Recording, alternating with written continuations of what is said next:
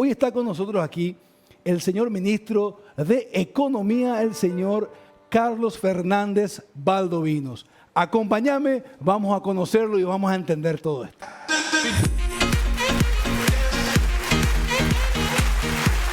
Señor ministro, ¿cómo le va? ¿Qué tal? ¿Cómo está? Un gusto. Bienvenido.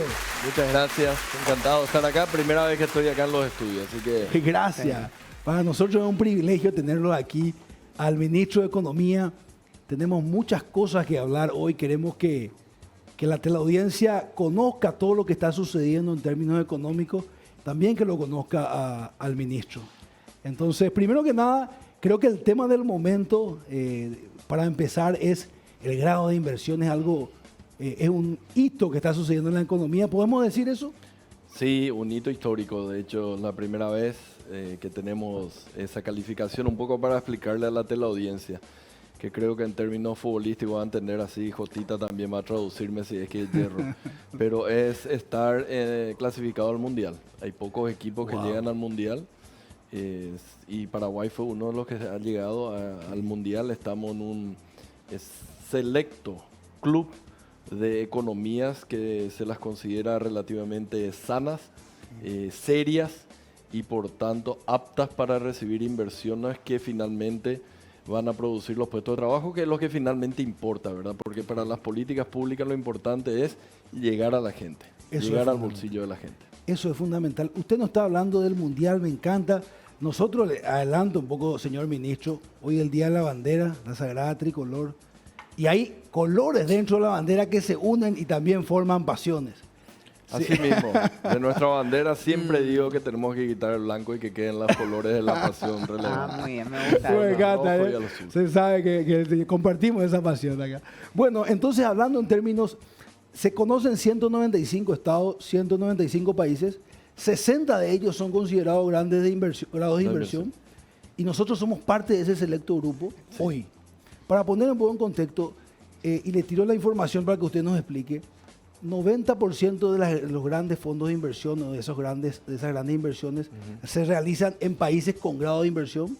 Sí, así mismo. O sea, la mayor parte de las inversiones llegan justamente al país que tiene este sello de calidad de sus políticas y sello de calidad de la previsibilidad que pueda tener una economía, ¿verdad? Eso es muy importante. Y lo que es importante, que creo que hay que resaltar, estas son cuestiones que te lo dan porque están seguros de que vos no te vas a desviar de acá a 6 meses, de acá a un año, te vas a desviar de curso. Te lo dan porque están seguros de que esto está como para quedarse. Entonces ahí te dejan entrar al club de selecto que vimos y por tanto escuché muchas preocupaciones por A, B o C motivos, cuando que no es así. Si nos dieron es porque consideran que somos serios y de que esto va a permanecer un buen tiempo suficiente como para que esos millones de dólares que están siendo aplicados en nuestros países, finalmente parte de eso llegue acá a Paraguay. Se destina al Paraguay. Me gustaría, señor ministro, que usted nos cuente, si podemos hacer un breve repaso histórico. Yo soy muy amante de la historia, y la historia económica también es parte de la historia. ¿Qué sucedió en el Paraguay en estos 20 años? Porque las mejoras son un valor relativo, comparativo. ¿Dónde estábamos? ¿Dónde estamos? Mira, primero quiero resaltar algo, ¿verdad? Si bien es cierto que tuvimos momentos de dificultades, mucho tiempo atrás nuestra moneda se llamaba el dólar y después algunas políticas insostenibles hicieron que lo que era un dólar 126 guaraníes pasó a 260, 300, 500, etcétera. Pero dentro de todas las dificultades, los problemas que tuvimos nosotros no eran nada con relación a lo que tuvieron otros países que tuvieron hiperinflaciones, países que tuvieron que quitar 14 ceros a su moneda. Nosotros tenemos la misma moneda en los últimos 80 años. Entonces, básicamente la historia de Paraguay es una historia bastante solvente durante mucho tiempo, 80 años. Habiendo dicho eso, teníamos las volatilidades y nosotros llegamos a una situación muy difícil allá por el año 2002. ¿Qué habían pasado en los años 90, finales de los 90 y comienzo del año 2000? Tuvimos la crisis financiera. Bancos cerrados, financieras cerradas, mucha gente perjudicada y lógicamente todo eso creó mucha tensión en el fisco porque tuvo que salir a rescatar a los ahorristas poniendo plata, mucha desconfianza y por tanto la economía que se contrae y una carencia total de recursos por parte del Estado porque la gente no pagaba sus impuestos y entramos en una situación que es exactamente el negativo, hablando de lo que eran esas películas antes. Ahora es todo digital, pues entonces no mucha gente va a entender, pero el negativo de lo que es la situación ahora, en donde tuvimos una situación que se llama default selectivo. Y sin, digamos, relevar cuál es mi edad, ¿verdad? Yo ya estaba en la política económica en ese entonces. Y me acuerdo de que cuando unos bancos vinieron a pedirle al ministro de Hacienda en ese momento, acá están los bonos del Tesoro que vos habías emitido, quiero la plata. Y el ministro de Hacienda le dijo, no, yo no te voy a pagar, te cambio por estos otros bonos. O sea, le forzó básicamente a aceptar otros bonos. Y esa es una situación que las calificadoras de riesgo consideraron que era de un default o una morosidad selectiva, se llama. O sea, la peor calificación que puede tener un país. 22 años atrás. 22 años atrás, esto fue en el año 2001-2002. Se intentó en el año 2002. En ese entonces estaba James Spalding como ministro de Hacienda y Raúl Vera como presidente del Banco Central. Un acuerdo con el Fondo Monetario Internacional. O sea, un acuerdo que ya tenía todos los condimentos técnicos. Ahí, desafortunadamente, era un gobierno que políticamente era muy débil, el de González Macri. Y cuando se presentaron unos proyectos de ley en el Parlamento, fueron rechazados. Entonces, ese acuerdo técnico fracasa finalmente. Ese mismo acuerdo técnico finalmente lo lleva Nicanor Duarte Frutos como nuevo gobierno en el año 2003. Raúl Vera y James Spalding deciden no aceptar ningún cargo. Uno fue a Estados Unidos como embajador, el otro fue a Bélgica, creo como embajador. Y lo que finalmente hace que Dionisio Borda quede, digamos, a la cabeza del equipo económico. Se implementa ese acuerdo técnico, ya estaba cerrado, y con la fuerza política de Nicanor, ahí empezamos a arrancar. Ahí empezó el avión a carretear. Y empieza a despegar. Y ahí, cierto, hay mucha virtud, tanto de Raúl Vera como de James Spalding, que diseñaron el acuerdo técnico de Nicanor porque te implementa políticamente, o de Dionisio Borda porque también pone su parte para llevar adelante. Pero yo siempre digo, si hay un inicio y no hay continuidad, no sirve de nada. Y tenemos muchos ejemplos de eso. Por ejemplo, Macri trató de hacer algo y no llegó. Bueno, 22 años después, y 10 años después casi de la última vez que nos subieron la calificación, nos tocó a nosotros, volviendo en términos futbolísticos, empezamos a salir en el 2022, el arquero empezó a tocar la pelota, fuimos para adelante, tocamos lateral, algunos gobiernos lastimosamente retrocedían la pelota, pero finalmente nos toca a nosotros hacer el gol, que es lo de grado de inversión. Así que es una historia larga y eso es algo que resaltan las calificadoras. Ustedes tienen una historia larga, en general los 80 años del Guaraní, pero más cercano 20 años en el cual no se tiene ningún tipo de problema y el crecimiento económico es muy fuerte. En eso quiero puntualizar, vamos a seguir conversando. Abrimos un poco la conversación, si le parece. Diego Martínez. Ministro, bienvenido a Buenos Días América, gracias por acompañarnos. Yo tengo por lo menos 3 preguntas en el transcurso del programa para hacerle, ministro, pero quiero engancharme a lo de grado de inversión. ¿Qué expectativa tenés, ministro, sobre las otras 2 calificadoras, primero? Y segundo, ¿puede o no, si bien tocaste ya en parte, afectarnos un poco el pedido que Paraguay le hace al actual embajador de Estados Unidos a que se acelere su proceso de cambio sobre el grado de inversión? 2 cuestiones que me preguntás, y bueno, va la primera. Yo no soy obsesivo. Antes, cuando me preguntaban cuándo íbamos a tener grado de inversión, yo siempre decía, vamos a seguir trabajando, haciendo las cosas que estamos haciendo bien, que la recompensa va a venir tarde o temprano. Y de hecho vino cuando nadie nos esperaba. O sea, si ustedes se miran, empiezan a ver una cantidad de gente que opinaba, creo que desde el desconocimiento o el resentimiento, decían que jamás íbamos a llegar al grado de inversión por A, B, C, D, la lista era enorme. ¿Verdad? Finalmente llegamos, ¿verdad? Se hizo un buen trabajo y se llegó al grado de inversión. Y las otras calificadoras por lo general tienen un ciclo. Hay que reconocer de que por lo general Moody's es el primero que te da después Fitch y te da Standard & Poor's. ¿Cuándo va a llegar? Sigamos trabajando y haciendo bien las cosas.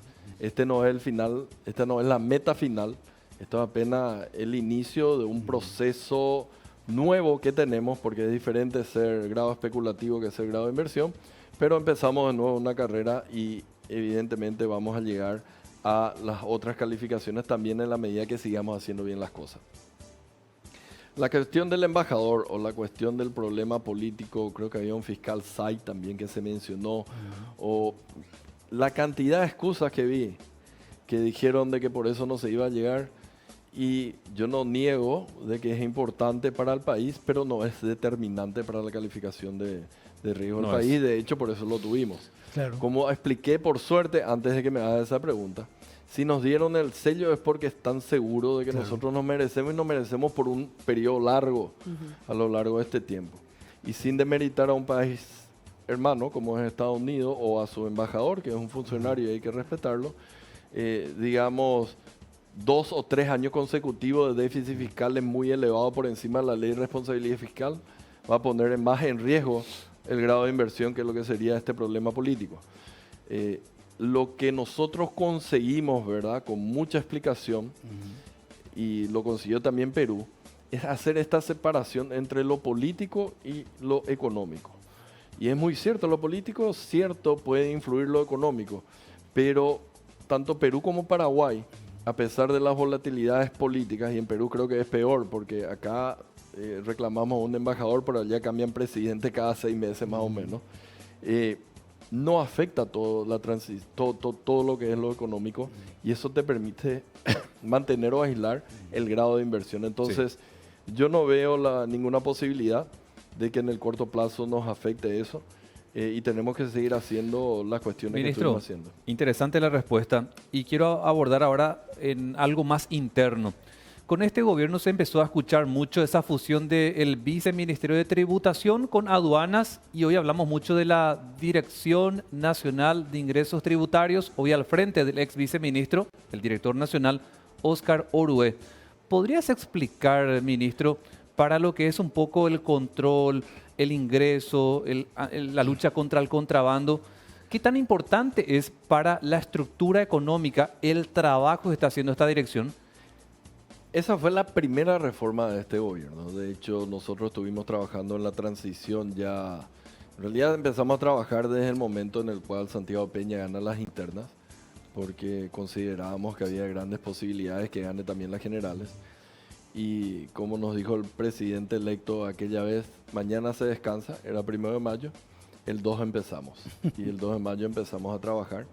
Y de las tantas leyes que pasamos entre agosto y diciembre, la primera que se pasó, incluso antes de que asuma Peña, fue la creación de la Dirección Nacional de Ingresos Tributarios. ¿Por qué? Eran 2 agencias que cobraban impuestos, aduanas y la Secretaría de Estado de Tributación. Una impuesto doméstico, la otra aduana. Pero nos hablaban entre ellos.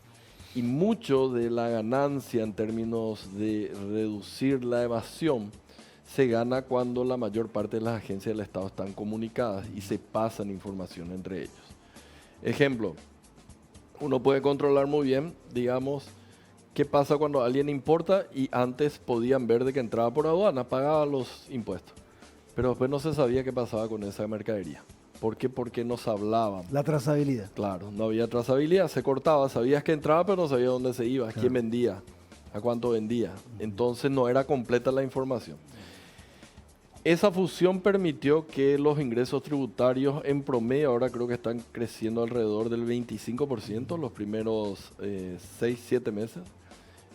Por supuesto, a final de año va a reducirse un poco, pero Óscar Orué y equipo, que están haciendo un muy buen trabajo, estiman de que podíamos pasar de sobra a 15% de incremento interanual. Ellos me dicen cerca de 20, vamos a poner el promedio 17,5, que es un número enorme, porque no es que se recauda porque hay más inflación, como en Argentina.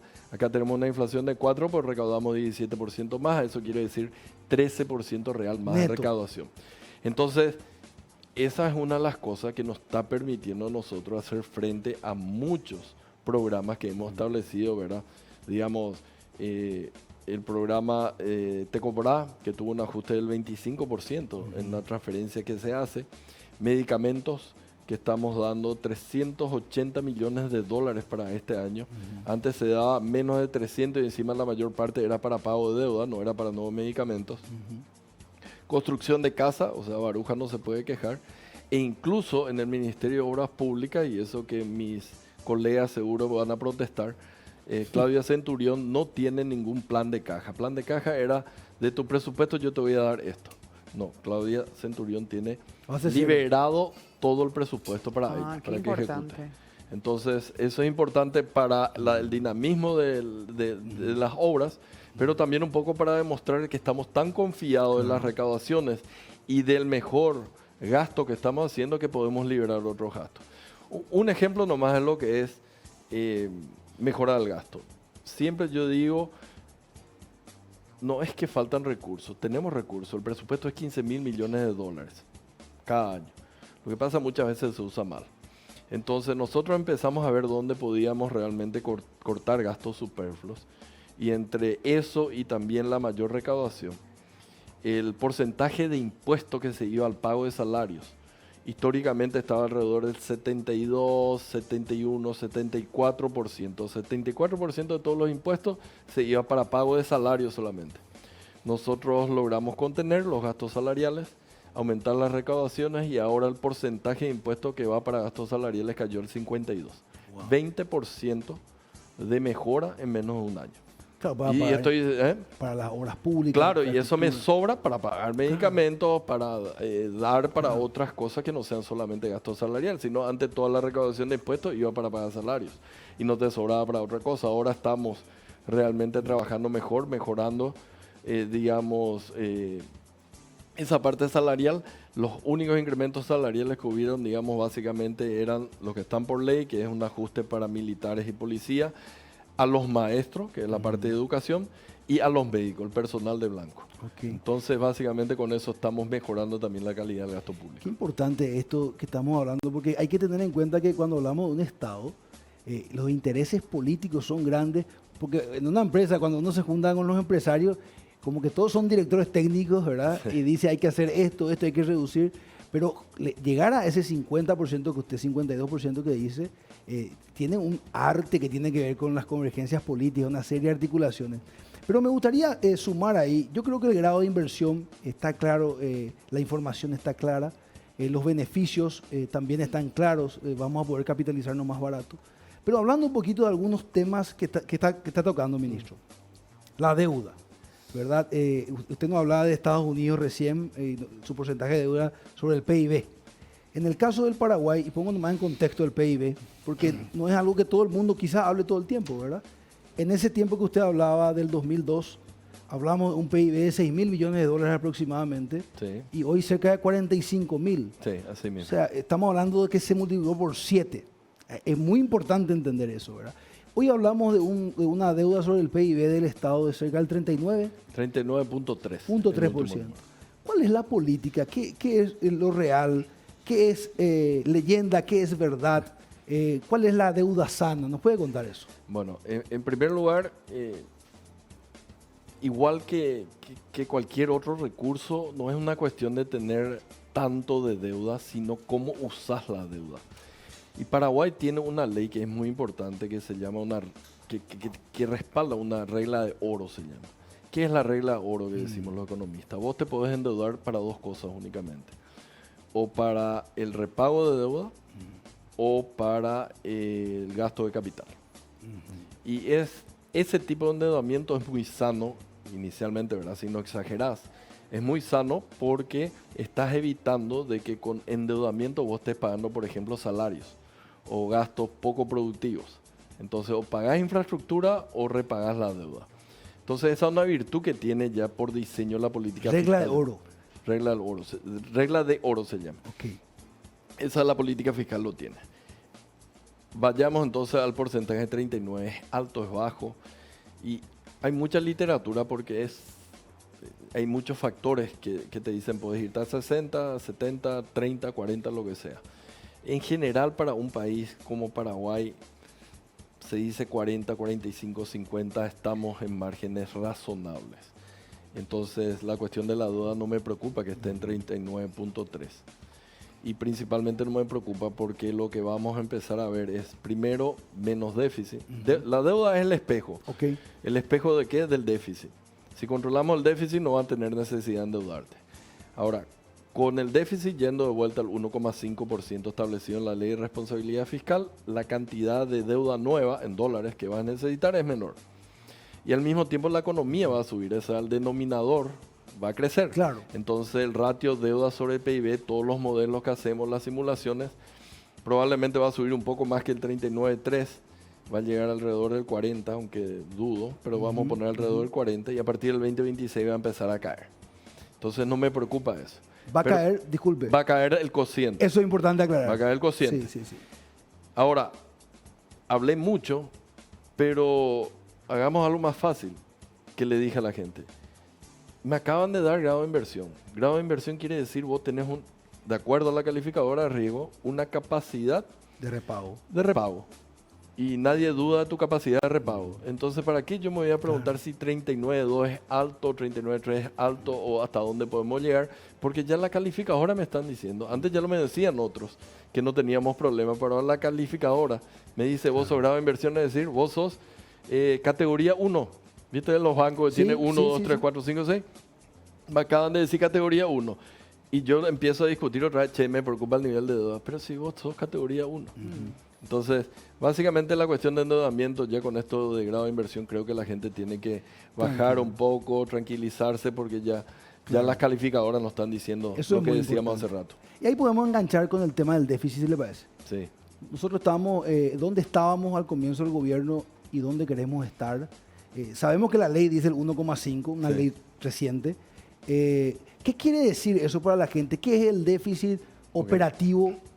¿A qué se refiere? Perfecto. Básicamente la diferencia entre ingresos y gastos.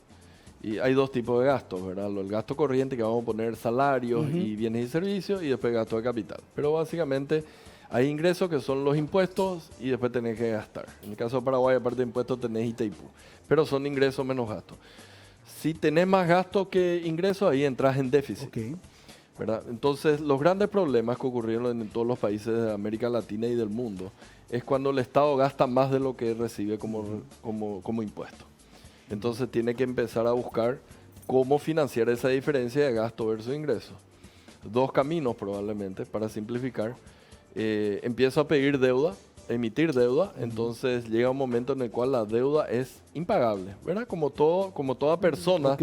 si no tiene ingreso y empieza a gastar como loco y le pide prestado al banco y cada vez más, termina finalmente en que de categoría 1 va a categoría 6 porque no puede pagar. Esa es una crisis. La otra crisis es no se puede endeudar, entonces va al Banco Central y le empieza a pedir prestado. Y termina en una gran inflación, porque el Banco Central le empieza a imprimir dinero, los billetes, y cuando imprime mucho termina en un proceso inflacionario. Digamos lo que le pasa a la Argentina ahora. Argentina no tiene capacidad de tomar nuevo endeudamiento, nadie le presta, entonces recurría al Banco Central que imprimía, le daba pedazos de papel y eso usaba para financiar su déficit el gobierno, pero terminaba con una inflación elevada.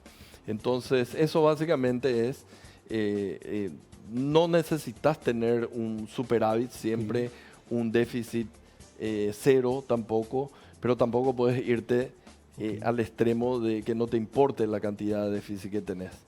Nosotros tenemos una ley que, de acuerdo a estudios, dicen de que es un nivel sostenible, es decir, con eso la deuda va a ser posible repagar y es el límite máximo por del 1,5% del PIB de déficit. Aproximadamente 600 millones de dólares de déficit por año. Hay que entender ahí el superávit operativo se puede llegar. Sí. Hablar y dejar por fuera la deuda, es eso. Sí. Entender eso, ¿verdad? Sí. Tenemos que... Hay diferentes definiciones de déficit, de superávit y demás, ¿verdad? Hay dos que son relevantes. Uno, ¿cuánto te sobran de impuestos una vez que haces los gastos sociales a eso? Gastos sociales, perdón, gastos corrientes. Eso es el superávit, el balance operativo, le Operativo. llaman, ¿verdad? No entra la parte de inversión. Y después cuando metes toda la inversión es el superávit o déficit total.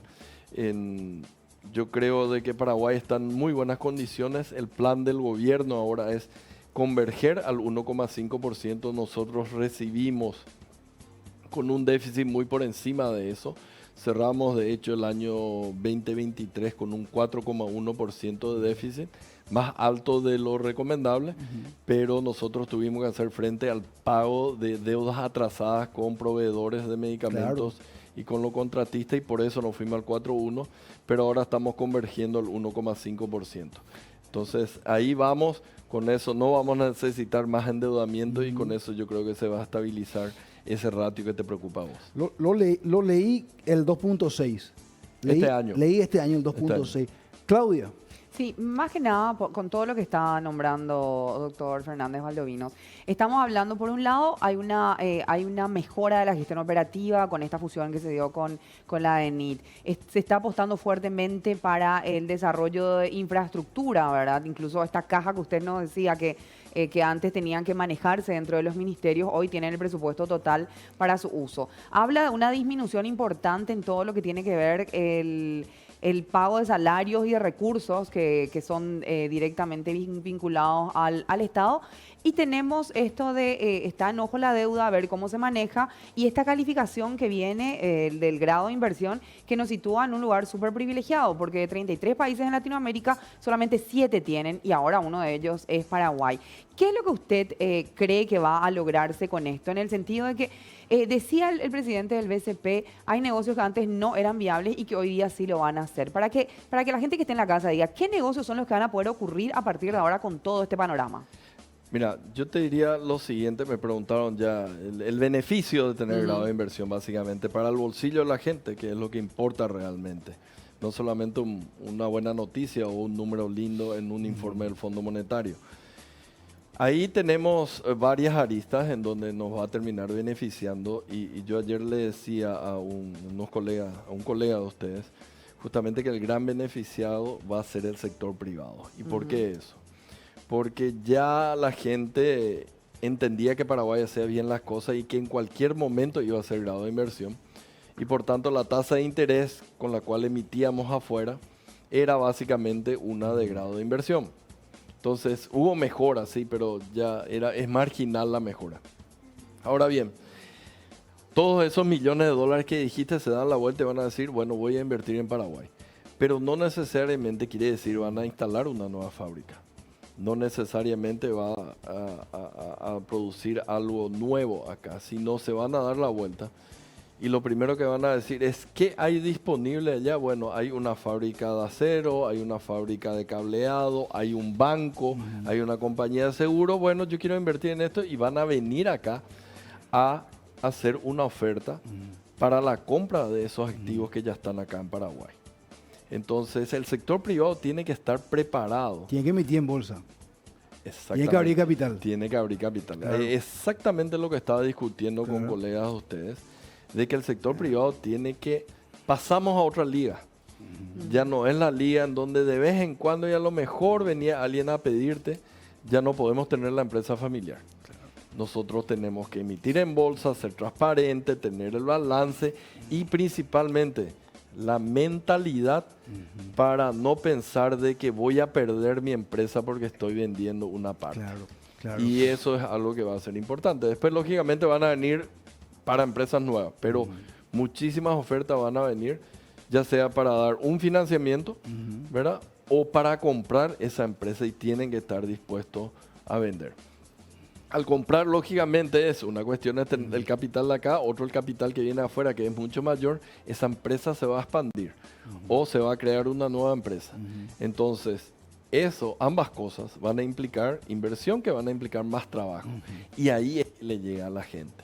Le llega finalmente a la gente el hecho de que venga gente a invertir, a construir, a, digamos, poner la fábrica, van a crear puestos de trabajo y eso le va a ayudar incluso a la gente que no tiene capital, pero tiene su mano de obra. Se va a necesitar mucha mano de obra de acá para adelante. También emitir bonos, el sector privado. Así mismo. son muy pocas las empresas que hacen hoy eso. Muy poca, muy tímidas, y el sector privado paraguayo es muy conservador. Incluso me tocó a mí trabajar en un banco y todo. Sí, sí, Entonces, la mayor parte son empresas familiares exitosas, muchísimas de ellas, pero yo creo que le falta un grado de profesionalización, porque muchos de esos, cada padre le pasa al hijo, el hijo le pasa al otro hijo y así van. Pero yo creo de que en la mayor parte del mundo desarrollado lo que tenemos es una profesionalización del manejo, y el accionista es accionista. Sí. Cada fin de año va y reclama cuánto se ganó, pero no está en el día a día del manejo. La gobernanza corporativa, ahí entra fuerte. Y vamos a tener que cambiar la forma, porque va a haber gente interesada, ¿verdad? Antes ya venía, Sí. y ahora van a venir mucho más. En masa. Van a venir bastante más. Ministro, una última de mi parte, agradeciendo el tiempo que nos está dedicando. ¿Para cuándo creen que podrían tener ya terminada lo que vendría a ser la ley del servicio civil? Ayer justamente, todo el día le estoy torturando a mi pobre viceministra. Ella está terminando los últimos ajustes a esa ley.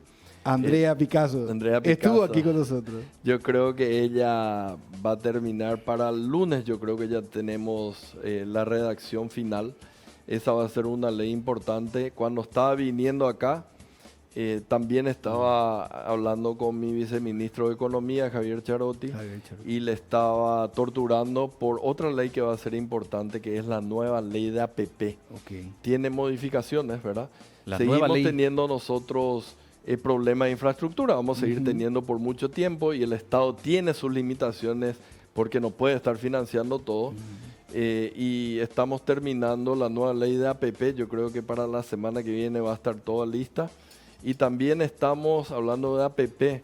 Justamente le estaba pidiendo para que termine un informe final para que finalmente el PBC, el pliego de bases y condiciones para Ruta 1, se pueda levantar ya probablemente en la próxima o en la siguiente semana ya. Entonces vamos a tener la primera APP de este gobierno ya, por lo menos el pliego de bases y condiciones para recibir las ofertas en la próxima o la siguiente semana. Qué importante. Una última y después hacemos un cierre, señor ministro. Hablando rápidamente del PIB, no hablamos aún de eso, del crecimiento, el famoso índice macroeconómico, ¿verdad? Nosotros estamos leyendo un poco la información. Se estima que hasta podemos, el Banco Central habla más o menos 3.8, ¿verdad? Sí. Escuché que usted es un poquito más optimista incluso, que cree que va a superar el 4. Eso ya es de por sí más de los mejores promedios de estos 20 años, ¿verdad? Para entender un poquito eso, ¿cuánto es el porcentaje ideal para que esa macroeconomía baje a la micro? ¿Cómo se da eso? Ok. La macro a la micro, que Ahí. es famoso. Muchas veces en economía no nos estamos dando cuenta el bienestar que nos causa la buena macro. O sea, básicamente yo creo, y me parece bien, todo el mundo tiene expectativa de ser Bill Gates, y ahí va a decir, la macro por fin llegó a la micro. Y no es así, porque No es en ningún así. país del mundo, todo el mundo es Bill Gates. Una referencia nomás de cómo la buena macro llega a la buena micro, aunque no nos demos cuenta. En el año 2002, que estábamos hablando nosotros anteriormente, el dólar, el tipo de cambio del dólar, estaba 8.000 guaraníes por dólar. Increíble. 8.000. O sea, ahora estamos 7.500 y nos tiramos los pelos, está subiendo, pero está 500 guaraníes menos que en el 2002. O sea, la macro permitió que se estabilice durante 20 años el valor del dólar, incluso está un poco por debajo de lo que era aquella vez. Y eso te permite una serie de cosas. Imagínate si el dólar en vez de bajar hubiese subido a 10.000 o a 12.000 o a 16.000. ¿Cuánto iba a estar el pasaje? Una locura. ¿Cuánto iba a estar la nafta? Entonces, no nos damos cuenta, pero de repente hay que recordar qué pasa cuando está mala la macro. Como el Se va a oxígeno. dar cuenta cómo te va a ir mal en la micro, y hay que preguntar nomás a nuestro vecino del sur cómo le Claro, va. claro. La buena macro es la que nos permitió ahora, por ejemplo, reducir el precio del combustible, reducir el precio del gas. Por supuesto, nunca va a ser suficiente. Pero llega finalmente. Nosotros en el año 2002 también teníamos más de 50% de la gente en En franja. situación de pobreza. Y en el área rural sí que era 70% de la gente en situación de pobreza. Ahora tenemos menos del 25, un número inaceptable, alto, pero es la mitad de lo que teníamos anteriormente. Increíble. Eso es la micro que llega Interesante. finalmente. Entonces, muchas veces queremos revoluciones Ok. y yo no creo en las revoluciones, yo creo en la evolución. En la Y la evolución. evolución nos ha mostrado que hemos cortado la razón de pobreza o la cantidad de pobreza a la mitad acá en Paraguay. Eso es muy importante. A Jotita Bernabé yo no le puedo pedir el pronóstico del clásico porque él es un periodista deportivo. Pero siempre le digo igual y se ríe de mí. Nosotros podemos hablar, después del grado de inversión, se puede hablar de un crecimiento, de un salto de ese promedio del 3.5 que manejamos. Probablemente eso vaya a suceder. Yo creo que sí, el crecimiento potencial me estás hablando Sí. sin ser tan sofisticado, pero es eso. Yo creo que van a haber muchas inversiones que van a permitir un crecimiento un poco más alto, tampoco vamos a irnos a 10, pero un poco más alto. Y lo que es importante, te van a permitir el desarrollo de nuevos motores de crecimiento. ¿A qué me refiero? La gente dice somos un país agrícola ganadera y es cierto, contribuimos a la seguridad alimentaria mundial y tenemos una cantidad de productos que somos top 10 en exportación, ya sea Sí. soja, maíz, sésamo, una cantidad de cosas. Pero de a poco también, sin ser una revolución, Paraguay es totalmente diferente. Vos sabés que dentro del PIB, que es la producción total del país, el sector más importante ahora ya es servicio. Servicios. No es más agricultura. Agricultura es menos del 10%. Pero servicio Y más eso se da importante por la clase media. La clase media que va Claro. demandando esto. ¿Cuántos canales tenemos ahora? ¿Cuántos teníamos antes? Sí, sí. Entonces, muchas cosas van cambiando la matriz productiva. Y bueno, hablando de nuevos motores de crecimiento, esta cuestión de Paracel, y no lo estoy haciendo propaganda, pero va a ser importante. Y toda la parte de reforestación es algo totalmente nuevo para el país. Le cambió totalmente la cara productiva a Uruguay, y ellas tienen 2 papeleras, 3 ahora van a tener, y nosotros ya vamos a tener la primera papelera. Con eso, por ejemplo, va a cambiar totalmente la parte del sector productivo. Otra inversión grande que es Atom, una compañía inglesa, está viniendo para producir hidrógeno verde que finalmente va a convertir en fertilizante verde. Esa es una inversión de 500 millones de dólares que viene, muchos Increíble. puestos de trabajo y es algo Inglesa. totalmente nuevo, algo totalmente nuevo. Entonces, hay sectores que se están desarrollando y que con la materialización de eso vamos a permitir crecer la economía paraguaya un poco más y vamos a crear más puestos de trabajo. Me encanta, Claudio. Tengo una pregunta nada más como para ir cerrando, ministro. ¿Qué objetivo pendiente le gustaría lograr? Ya estamos haciendo la evaluación de lo que fue este primer año de gobierno. Le quedan 4. ¿Qué objetivo pendiente tiene usted de lograr en este periodo? ¿Qué le gustaría que refleje Paraguay al terminar el gobierno? ¿Cerro campeón de la Libertadores implica eso? o También, no? claro que sí, Nos sí, claro sumamos. que sí. Nos sumamos. Exacto. Aunque como ya dije, yo mismo me lo dije, ya somos grave inversión y todavía seguimos esperando la primera copa. ¿Por qué vamos a hacer? Hasta eso llegó el Eso, ministro, ¿verdad? Hasta grave inversión llegamos. Pero bueno, Muy bueno. hay mucho, ¿verdad? O sea, no hay metas, perdón. Un país yo lo veo siempre como una casa, en donde los diferentes gobiernos van contribuyendo a poner ladrillos, ¿verdad? Pero ningún gobierno termina la casa. Siempre va a haber cosas que hacer en la casa y poner más ladrillos. Creo que este primer año pusimos una buena cantidad de ladrillos, pero queda mucho por hacer. Principalmente en esto que estamos hablando, que la gente sienta un poco más la cuestión de la macro en la micro, principalmente a través de la creación de puestos de trabajo, que es la principal preocupación, de acuerdo a una encuesta que ayer se publicaba. La gente le preocupa la creación de puestos de trabajo y por eso el presidente ha dicho que una de sus prioridades es la creación de puestos de trabajo. Entonces, tenemos que seguir apostando a la buena macro para que atraiga inversiones, pero para que cree nuevos puestos de trabajo. Entonces, mi objetivo sería que realmente los números nos digan estamos creando una buena cantidad de puestos de trabajo para la gente. Eso sería el desafío de los próximos 4 ese años. es el fin. Para cerrar, y le agradecemos al señor ministro, algo muy importante que la historia revela brevemente. En Chile, en los años 70, hubieron un grupo de jóvenes que se llamaban los Chicago Boys, o se le conoció como los Chicago Boys, bueno, que hicieron esa evolución, para no usar la palabra revolución, económica de varios ajustes que se hicieron en Chile, que que hoy Sí. tuvieron el éxito, ¿verdad? Y es muy importante los jugadores que tenemos en nuestro gobierno, en el Estado, ¿verdad? Y el señor ministro, yo investigaba su biografía, economista, magíster en Illinois y luego doctor en economía en Chicago, ¿verdad? Sí, Sí. así mismo. Entonces me parece más que tenemos que sentirnos orgullosos sin ánimo de querer halagarlo en demasía, pero creo que es importante que la gente sepa quién es el que está manejando el Ministerio de Economía a través, obviamente, de todo el gobierno, ¿verdad? Me parece Sí, muy pero siempre los resultados son trabajo de un equipo. obvio. O sea, yo te mencioné dos, pero hay mucha gente trabajando conmigo. Lo mismo ocurrió cuando estaba en el Banco Central, lo cual me hace mucho más fácil dentro de todo lo que es la labor de ser ministro de Economía, ¿verdad? El primer ministro de Economía porque se creó ahora. Sí. Entonces, me deja tiempo también en el día a día alejarme un poco, porque confío plenamente en mi equipo, y empezar a pensar en la estrategia. Es importante eso. Entonces es muy importante, si vos te metes en el día a día, no vas a tener tiempo de mirar cosas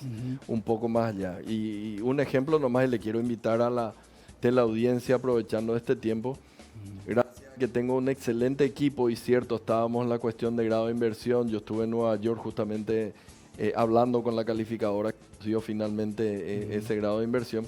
Al mismo tiempo estaba yo con tiempo como para pensar en la inauguración del primer museo de economía del país y uno de los pocos que existe a nivel regional y mundial. Entonces le quiero invitar a la teleaudiencia de que vayan, mismo edificio de Hacienda, Palacio Alegre, Palma y Chile. Ajá. Ahí está el primer museo de economía, ¿verdad? Que gracias a mi equipo me dejó pensar de que nosotros necesitamos hacer algo más que simplemente economía per se. Entonces un espacio donde se va a aprender mucho y se va a ver la historia de la economía del Paraguay. Señor ministro, muchas gracias. Muchísimas gracias a usted por la invitación y espero que no sea la última. Ahí va a estar. Gracias. El señor ministro de Economía, Carlos Fernández Valdovinos.